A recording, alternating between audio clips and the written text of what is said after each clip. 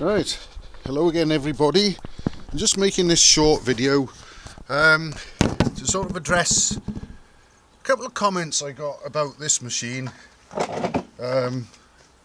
during and after my working on it, and also from time to time similar sort of comments and remarks I get on other machines that I work on, and they sort of boil down to the sort of why didn't you do this? I would have done that. And in particular with this machine, I got the I would have, why didn't you remarks about taking the fuel tank off and washing it out, because there's clearly a substance coating the inside of it which is breaking down into small flakes and even dissolving in the petrol. And basically you get the I would have removed the tank and washed it out. Would you know? Right, well, let's just have a look at it for a moment, and I'll talk us through why I chose not to. Now, first of all, this machine was brought to me by the owner because he suspected a gearbox problem, and although he does a lot of the maintenance on the machine himself, now bear that in mind, he didn't have the confidence to go into the gearbox and take it all to bits. So he brought it to me.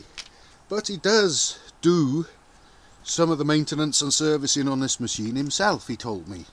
Now, I'm sure he's probably fairly and pretty capable of taking the fuel tank off, should he wish to. I am as well. But here's a couple of the reasons why I didn't. First of all, it's no 5-minute job. Okay, you've got 4 bolts, one at each corner of it on the underside, holding it on. Very likely got the nose of the saddle in the way of lifting it, and you obviously have to be very careful not to damage the paint here. When you lift the tank up, you'd have to lift the tank up and back to clear underneath there. So I would say that looking at the depth of the tank here, the seat would definitely have to come out the way. So that's another bit of a fiddle. But the biggest fiddle, and I've worked on machines like this with instrument panels in the top of the tank, is these are a bit of a headache as well. Sometimes you can actually undo the panel and there might be enough wiring there that you can sort of tilt the thing over and slip it through the hole as you lift the tank. You kind of have to be an octopus with about 8 arms in order to do it safely. The other thing is, of course, I don't want to be responsible for damaging this lovely paintwork or chrome work, or risking any other damage to the tank, so I would rather leave it alone.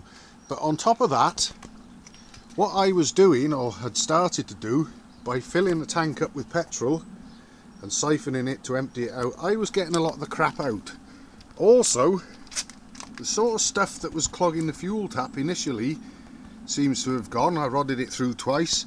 We did a total of about 35 miles on this machine, trouble free after that.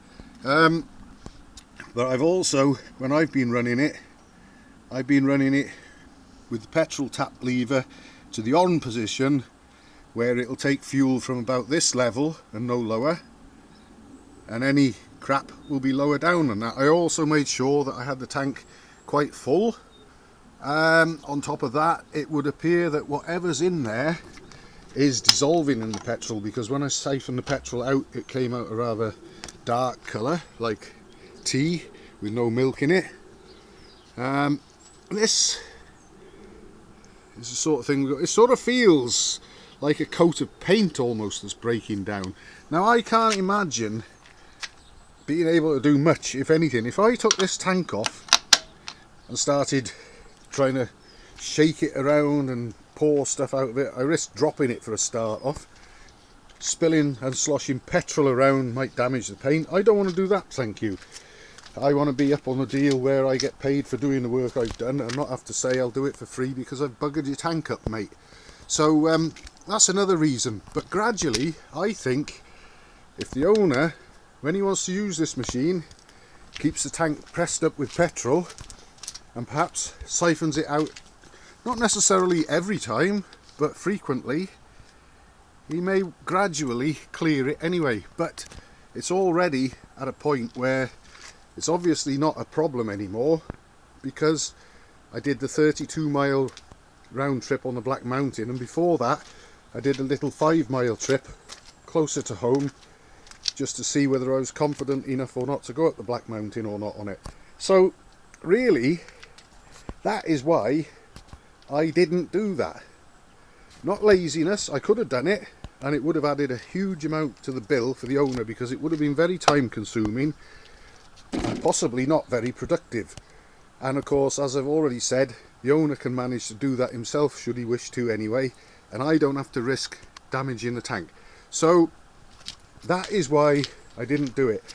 And the similar things I perhaps don't do on other projects now and again, where people might sort of say, I would have done that, or why didn't you do that? Well, usually, in my own mind at least, there's a good reason for not doing it. And I hope I've managed to explain a good reason for not disturbing the tank on this machine in this case. Thanks for watching.